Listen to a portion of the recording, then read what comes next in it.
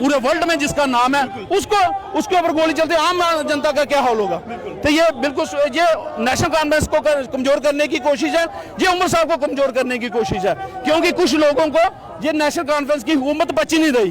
तो आप कह रहे थे 370 हटेगी तो माहौल अच्छा होगा, कौन सा माहौल अच्छा है, कैसा माहौल है मुझे बताइए। जम्मू के ग्रेटर कैलाश इलाके में जब डॉक्टर फारूक अब्दुल्ला जो कि फार्मर सीएम हैं और जेएनके नेशनल कॉन्फ्रेंस के प्रेसिडेंट भी हैं, जब वो एक शादी के फंक्शन में जाते हैं तो उसी दौरान जब गोली चलती है, लेकिन उस गोली चलने के मामले में जो यहाँ पर मौके पर मौजूद जो चश्मदीद थे वो इस समय मेरे साथ हैं, इनसे बात करेंगे और जानेंगे कि आखिरकार जनाब उस समय अब ऐसा हुआ क्या था। सर क्या कहेंगे, आप भी उस टाइम जो है वो डॉक्टर फारूक अब्दुल्ला साहब और डिप्टी सीएम सुरेंद्र चौधरी जी के साथ साथ नासिर सोगामी जी के साथ थे, क्या हुआ था थोड़ा सा बताइए। देखिए, हम एक शादी थी, हमारे कुलीग थे, उनकी बेटी की शादी थी, हम वहाँ गए हुए थे।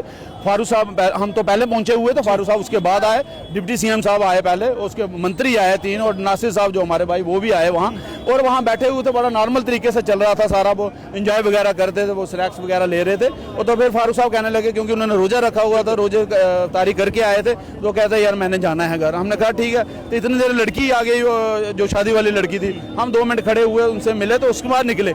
जैसे ही हम गेट पे पहुंचे जहाँ वेलकम के लिए खड़े होते हैं लोग, तो वहाँ एक आदमी शख्स आता है, वो पीछे से पिस्टल लेता है और सीधे फारूक साहब के इधर रख देता है, और जैसे ही गोली मारने की कोशिश, वो सिक्योरिटी वाला था जो वो ऐसे कर देता है। तो सिक्योरिटी वाला फारूक साहब और जो डिप्टी सीएम साहब उनके डिप्टी सीएम के साथ, हाँ बिल्कुल, कोई बात कोई नहीं, वो जो उनके साथ जैसे ही करता है तो वो गोली ऊपर चली जाती है, गोली जाती है, फिर वहाँ भगदड़ मच जाती है। हमने देखते हैं क्या हुआ क्या, जैसे हमने सोचा वो पटाखा उठाया कोई, लेकिन वो जब देखा गोली चली है, रिवॉल्वर है, तो फिर हमने उसे रिवॉल्वर छीनी, उसको पकड़ा, और पुलिस वाला कोई नहीं था, हमने पकड़ा, और जो हमारे सुरेंद्र चौधरी जो है हमारे डिप्टी सीएम, उनके सिक्योरिटी वालों ने, और फिर उनको पकड़ के हम ले गए और उनको गाड़ी में बैठाया, और सीएम डिप्टी सीएम के जो सिक्योरिटी वाले उनकी गाड़ी में बैठाया, और उनको थाने में जाकर के, थाने वहाँ 500 मीटर में चौकी है, लेकिन कोई है नहीं था। हाँ, और सारा सिक्योरिटी लाइस था। और मैं इनसे प्राइम मिनिस्टर और इससे पूछना चाहता हूँ, होम मिनिस्टर से, ये क्या हो रहा है आपके पास ये? तो आप कह रहे थे 370 हटेगी तो माहौल अच्छा होगा, कौन सा माहौल अच्छा है, कैसा माहौल है मुझे बताइए। अगर एक इतने बड़े जो एक पूरे वर्ल्ड में जिसका नाम है उसके ऊपर गोली चलती है, आम जनता का क्या हाल होगा।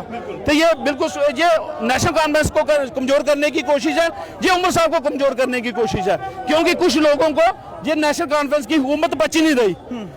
ये जो वो कह रहे हैं इसने ये क्या है, वो बिल्कुल नहीं है, ये बिल्कुल कोई सोची समझी साजिश है। आपने देखिए, अगर डॉक्टर फारूक अब्दुल्ला साहब की, डिप्टी सीएम सुरेंद्र चौधरी जी की, नासिर सोगामी साहब की अगर सिक्योरिटी वहां पर नहीं होती तो कुछ और बिल्कुल हो सकता, कोई भी कर सकता था जी, वो हो सकता था, सब कुछ हो सकता था। आपने देखा ना, जो आदमी गोली चला सकता है, तो अगर 2-4 और होते तो क्या करता। अभी तो ये तो इधर का होता है, अगर मिलिटेंट होते तो फिर ये तो उसके पास पिस्टल थी, अगर उसके पास 47 होती फिर तो एक आदमी भी नहीं बचता होता।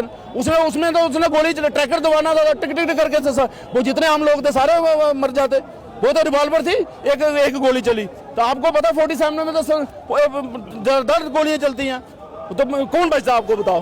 तो ये सारा सिक्योरिटी लॉस है, और मैं होम मिनिस्टर और प्राइम मिनिस्टर से कहूंगा कि इसकी सीबीआई जांच होनी चाहिए और बिल्कुल पता होना चाहिए क्या। फारूक अब्दुल्ला पर हुए फायरिंग इंसिडेंट को फिलहाल नेशनल कॉन्फ्रेंस ने इसे ये कहें कि एक साजिश बताया, और ये कहा है कि यहाँ का लॉ एंड ऑर्डर जो है वो जम्मू कश्मीर की चुनी हुई सरकार सीएम उमर अब्दुल्ला के अधीन होना चाहिए, ताकि यहाँ पर लॉ एंड ऑर्डर को मेंटेन रखने का काम किया जा सके। आप सब लोग भी अपने अपने सुझाव जरूर दीजिएगा। देखते रहे Jammu Tribune, camera person Anil के साथ नरेंद्र सिंह ठाकुर, जम्मू।